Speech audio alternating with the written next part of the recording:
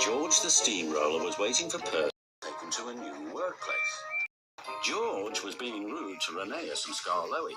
"You're just worn-out wheels on worn-out rails. You need rocks for your roads," replied Skarloey, "and we're helping you." "I need to flatten little engines in the scrapyard," retorted George. Then Percy arrived to take George away. He was still rebelling. "Railways are no good. Turn them into roads." The little engines were pleased to see him go. "Rollers are rubbish, so good riddance," they called. George grumbled all the way to the old branch line. He was going to turn it into a road.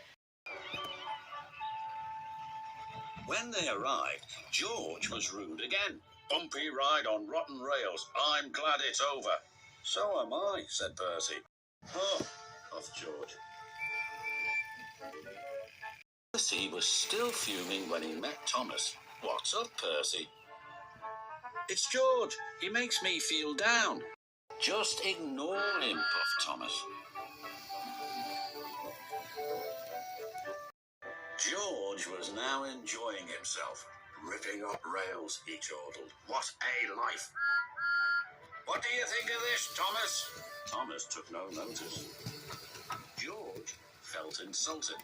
"You're a useless blue puffball," he shouted. But Thomas didn't hear. "I'll show him who's boss." At last the workmen reached the level crossing. "What shall we do here?" "Tear it up, tarmac it," said George. So they did, but not properly, and George knew it too. Later, Thomas was travelling home on the same line. He was pulling trucks filled with vegetables. The signalman had forgotten to warn his driver about the crossing. "That's nice, we don't need to stop," said Thomas happily. "Yes, we do," called his driver, but it was too late.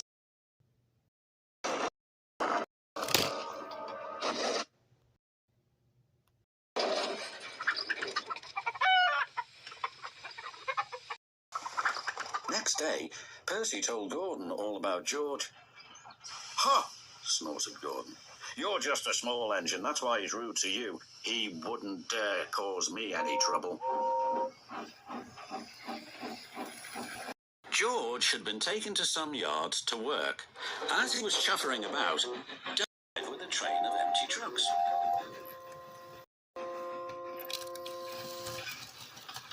George was blocking his way, and a truck was stuck on the main line. "Let me through," demanded Duck. "I'm too busy. You'll just have to wait." "There's no time to wait. I must clear my trucks from the main line to let Gordon through." "Ah," said George, "then he'll have to wait too." Duck's driver went to complain to the station master, but the signalman had already switched the points and set the signal to allow Gordon to speed through. His passengers were singing his praises, and he was making express time. "I'm the greatest, just watch me fly by," he whistled long and loud as he approached the station. Suddenly he saw a truck on the line ahead. "Out of my way!" But the truck wouldn't move. Until Gordon forced it. By accident. Gordon was worried that the Fat Controller would be cross. He was, but not with Gordon.